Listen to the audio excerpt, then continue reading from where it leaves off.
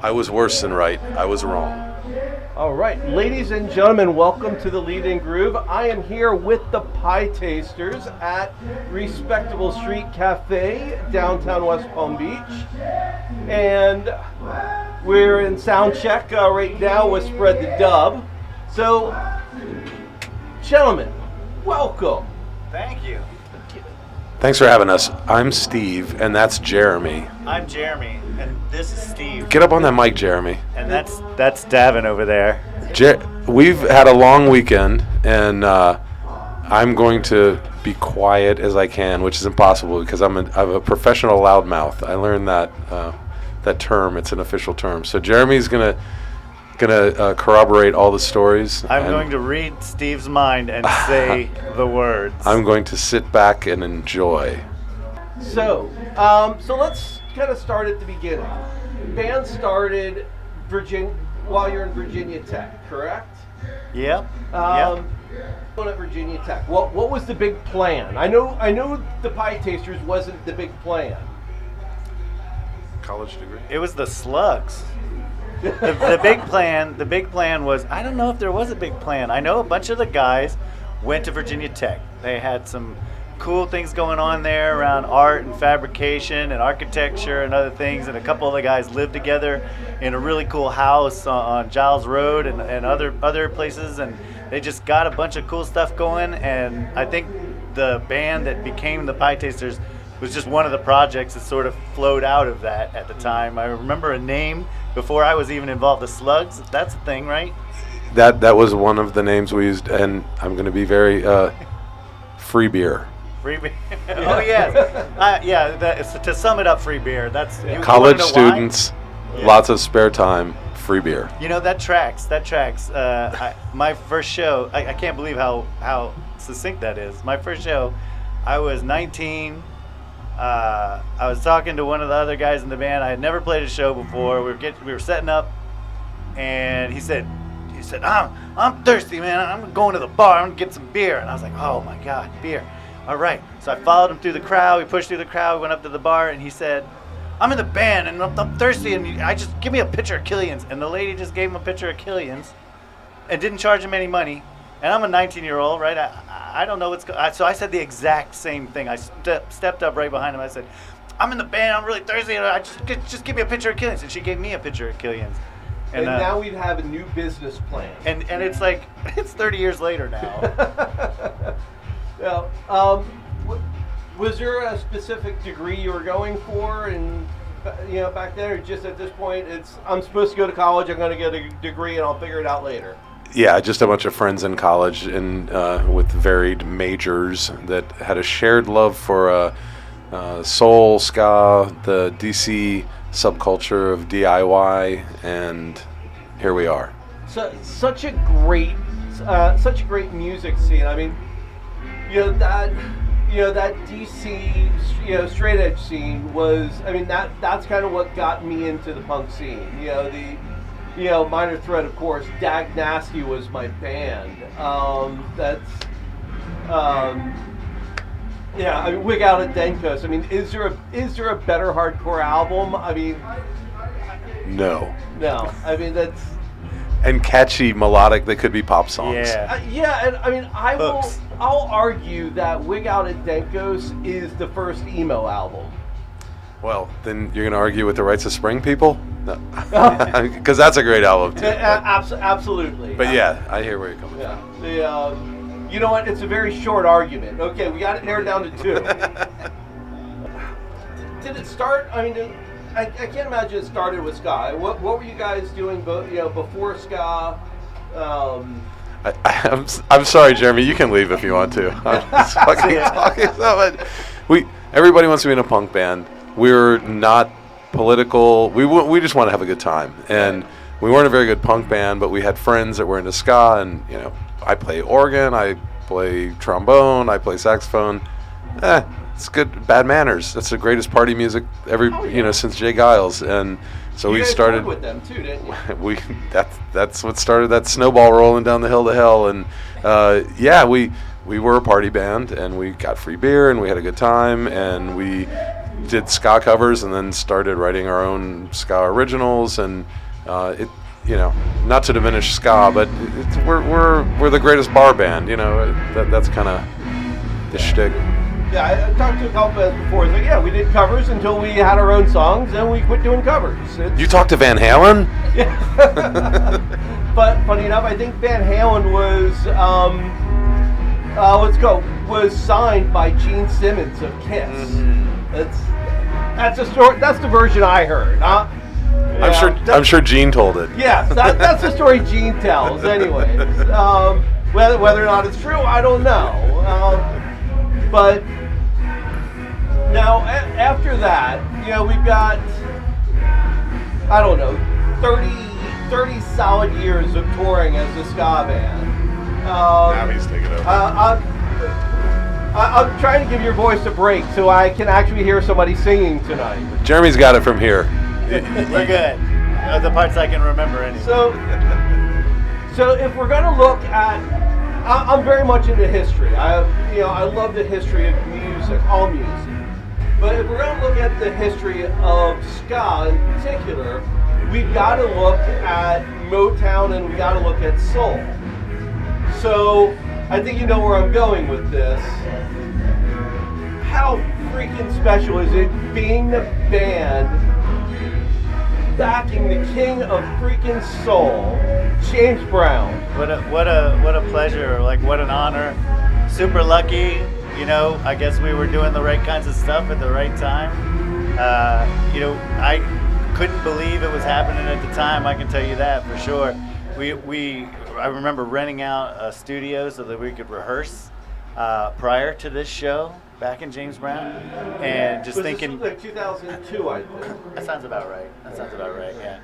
And just thinking, is he really gonna roll up? Is he really gonna roll up in a limo and get out and come into the studio and rehearse the show with us? And he did. He showed up. He was a cool cat. It was great setup. That's amazing. No James Brown shotgun stories or that. He was a consummate professional. He was polite. He was funny. He was nice. He worked hard. Like, he knew what he was doing. On Tuesday, HFS called and asked if we could do this. He wanted to play these shows, one in D.C., one in New York, one in Philadelphia, but he didn't want to bring his band. I said, sure. Wednesday, we recorded karaoke songs. Thursday, they received the copies in Atlanta, and his management listened. Friday, he showed up at the studio that Jeremy talked about, and we were told to have chicken wings and Diet Dr. Pepper and refer to him as Mr. Brown, and he will refer to you as Mr. Jackson. Yes, sir. Friday we rehearsed for like 3 hours. His guitar player played with us. Saturday we're on stage at the Capital One Arena, and there are 13,000 people, and it was nuts. And like Jeremy said, he was just consummate professional. When I move my hand like this, you play this. When I spin around and put my left foot down, you play this. When I put my right foot down, you play this. And once he knew that they could, because I don't play anything, they could do it, said, I'm going to go get some rest. My guitar player's going to go over this, and the rest is history. Yeah, when he says karaoke songs, I don't know if this is totally true, but what I remember at the time is there was some question as to whether it was actually all going to go down. And so we took one of his first albums, like one of those 65 recordings, and just did note-for-note reproductions of it in the studio and sent that to him to say, hey, here's what we would do with your stuff, so you know what you're going to get into with us on the stage. And it was like we tried to nail his original intent. I feel like we did it. I feel like we captured it, and we sent it, and it worked out. So 2 more questions for you, which probably means 4, but and the story. Oh, yeah, the story. So when you guys are not listening to ska, say it's Saturday afternoon, you guys are having a barbecue, what are you guys listening to? These days, a lot of Christmas music. A lot of Christmas music. Irby Green, A Cool Yuletide. Halloween spooks outside your window. Halloween spooks outside your door. In June, A music box Christmas. In June, you guys are having a barbecue. What are we listening to? It depends on whose house you're at. If you're at Alan's house, you're listening to reggae straight up. Yep, he's listening to a lot of reggae. Rob's listening to Britpop. What kind of reggae? Are we talking dancehall? Are we talking, no, like 60s, 70s? Like, is it not roots? Like, what's the correct term? Is roots? Roots? I don't know. A lot of dance hall. Yeah. Okay. Some steppers. Bonton, Petra, stuff like that. Yeah, and a lot of roots, like more of the original type, traditional stuff. Right. Origin type stuff. He listens to quite a bit. He doesn't, as far as I know, get too modern. Like he doesn't get into some of like the contemporary stuff. Yeah. It's more the older. His side project is the Forwards. You should look them up and play some of their songs. They're a fantastic band out of Baltimore. Yeah. But Jeremy and myself, very varied. Rob would be all Britpop all the time. Yeah. Blur, Oasis, yeah. Pulp. Yeah, the whole Stone Manchester. Roses. Yeah. Yeah. Yeah. Awesome, great stuff. And that's what makes a van ride with us fun, because you never know who's going to be in control of that. Yeah. Lately, I've been listening to Budos band.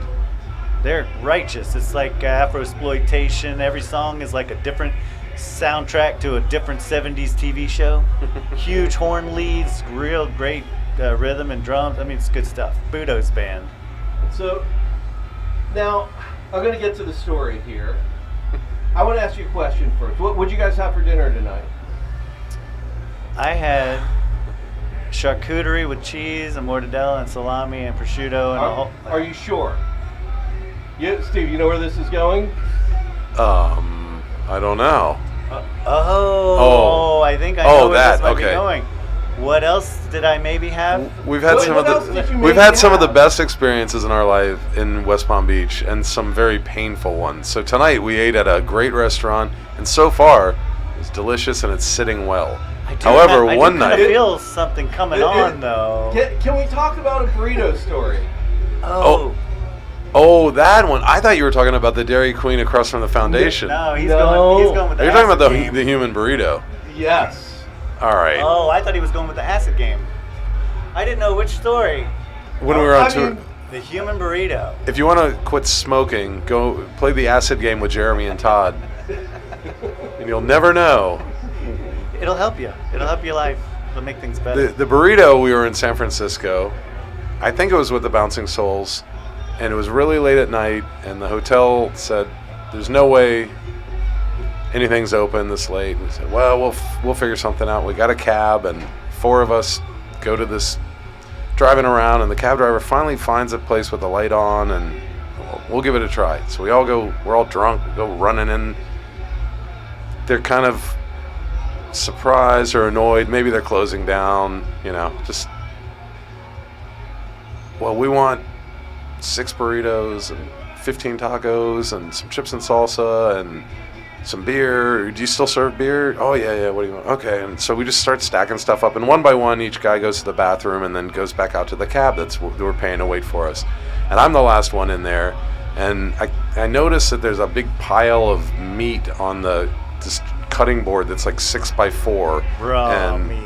Yeah, I mean, I thought they were just grinding stuff for sausages for the next day or something, but it was an enormous amount of meat.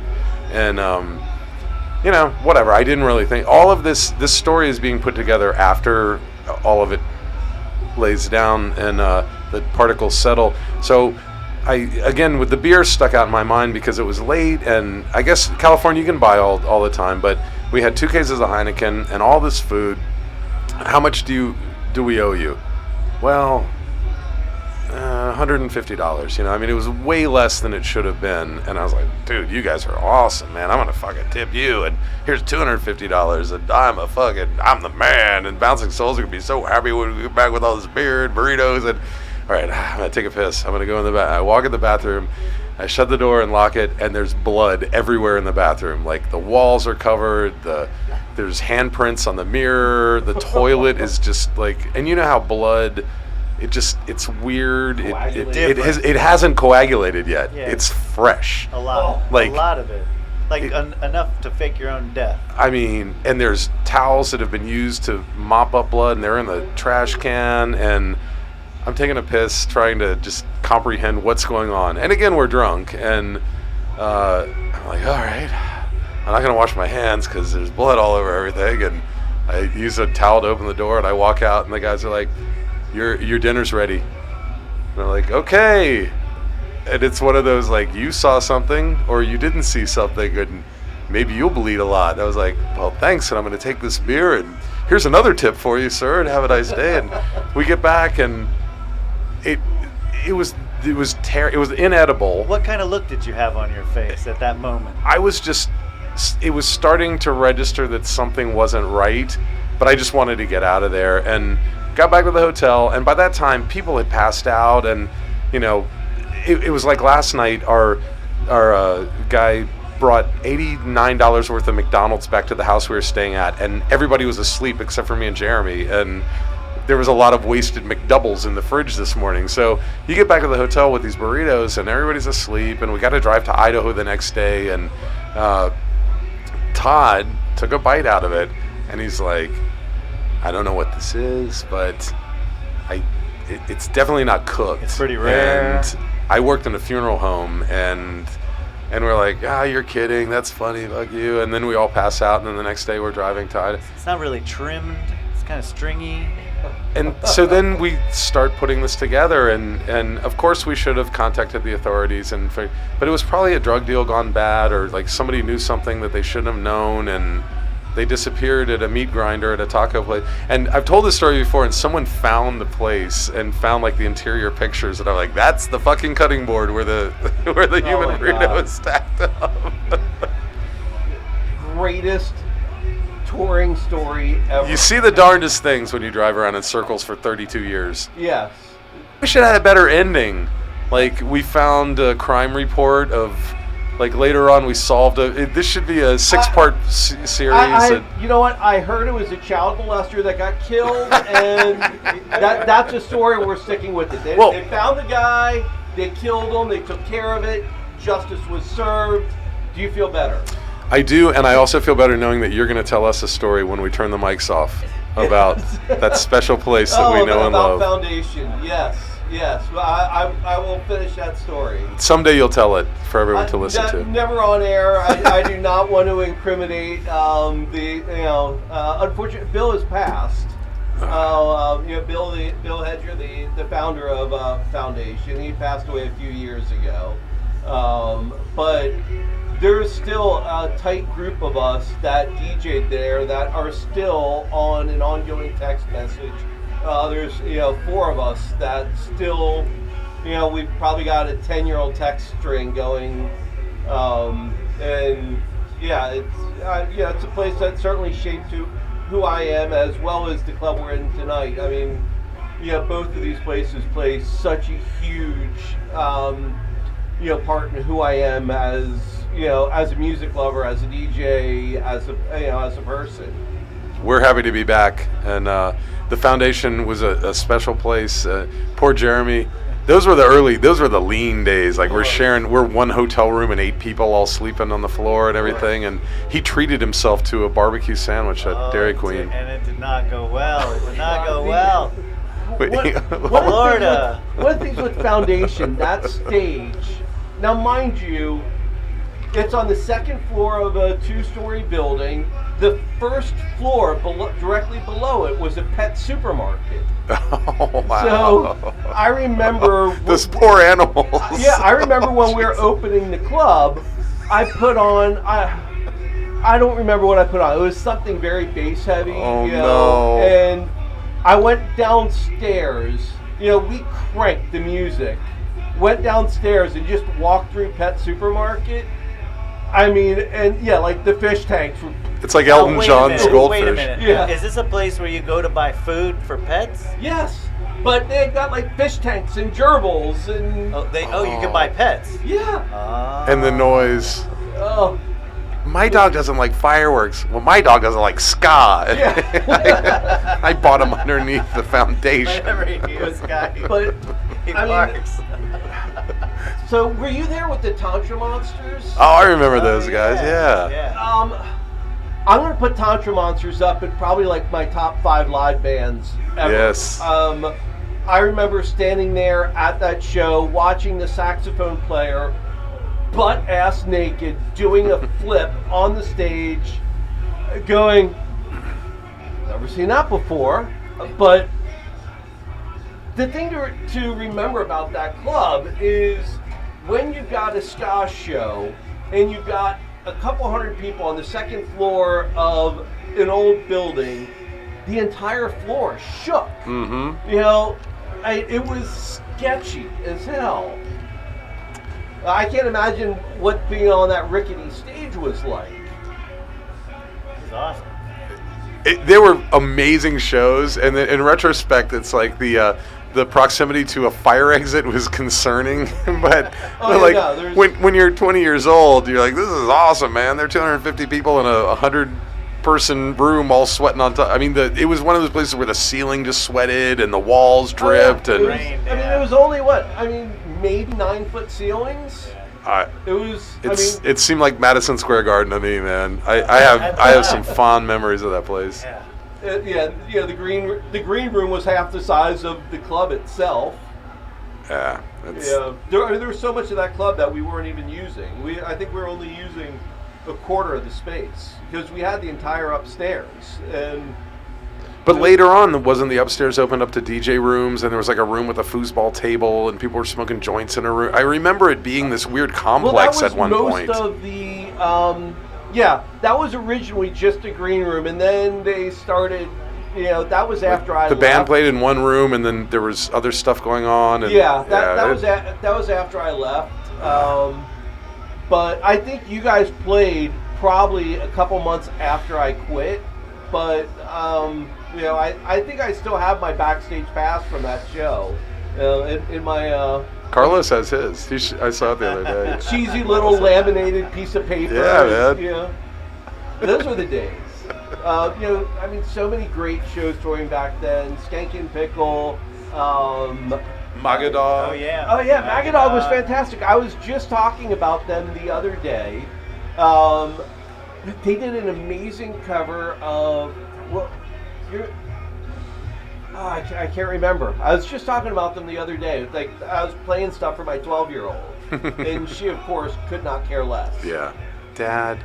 Taylor Swift just released Midnights. You know what? And no hate against Taylor Swift. My daughter's. I listen to her all the time because I have a 15-year-old daughter. She's awesome. I've got a 16-year-old son and a 12-year-old daughter. But my 12-year-old, pop music wise, she loves Olivia Rodrigo, Billie Eilish.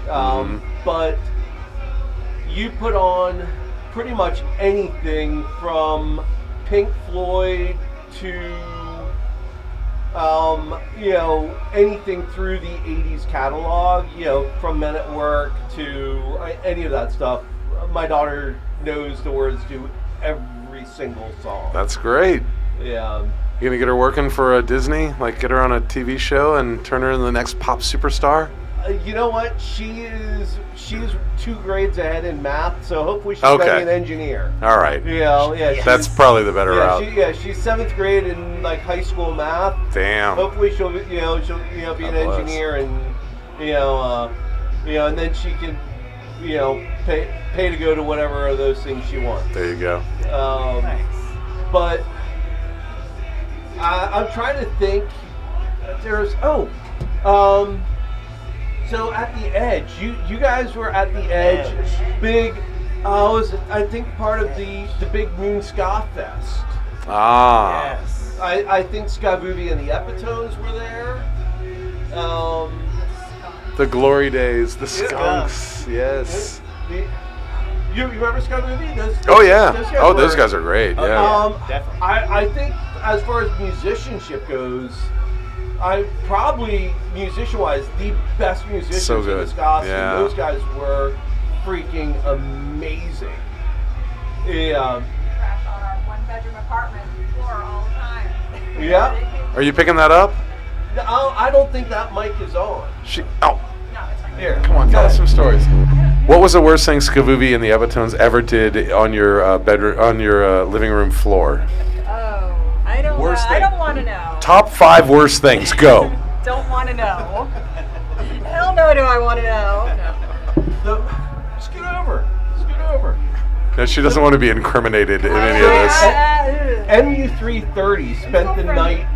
They crashed on my floor, and the lead singer with the mohawk. Yes. Long hair. That dude sleeps with his eyes open. Totally freaked the hell out of my wife because she works a normal job. She's walking past them at 7 o'clock in the morning to go to work, and that guy's sitting there with his eyes wide open, talking to him, but nobody's home. Eyes are open, but nobody's home. But yeah, that was like There's the banana. seven of them in the 7 of them laying on my floor. Well, thank you for your service. I mean, we've slept on floors. I don't think we've ever slept on your floor, but do-it-yourself bands driving around in circles need floors to sleep on. Makes it possible. Yep. The other thing that I want to say that bands need today, I try A backbone. stressing this. Oh, sorry. No. Because you guys, I mean, everybody knows you guys are constantly getting screwed by the streaming services.